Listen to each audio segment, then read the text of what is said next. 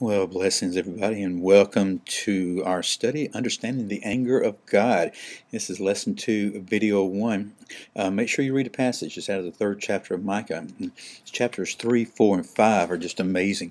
Quite often they're referred to as the second message. Micah is divided up. Chapters 1, chapter 2 is one message. 3, 4, 5, another one. 6 and 7, another one.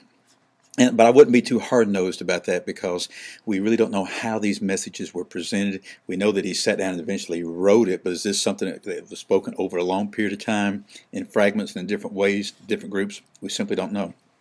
In this part of the lesson today, though, we see one portion of a group.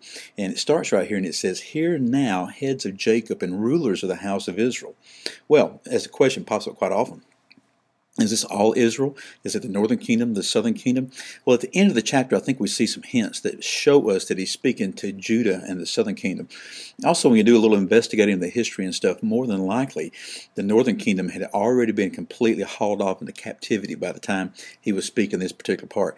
So here's what the word of the Lord was saying through Micah, that these leaders were to know justice and they were to execute justice, yet they hated good and loved evil. And then it gives a very graphic picture showing us to what degree they hated good and they loved evil. It says that they tear off the flesh of people, flesh from their bones. They eat the flesh of my people. That's God speaking. They strip the skin. They break the bones and chop them and cook them.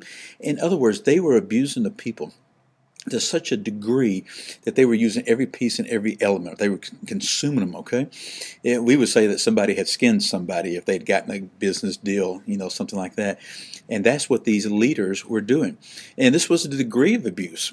And so when God said this, that when the leadership would cry to the Lord, which they would do when they would be under pressure here, okay, because they were going to be under pressure and attacked, God said, "I will not answer them." Hang on to that, okay?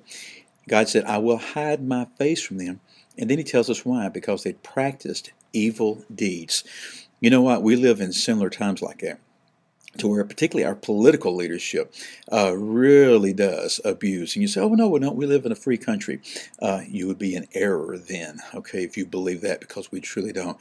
And the cry of our heart today is, man, I wish our political leadership would repent, because they really are quite similar to these that consume the people at every level.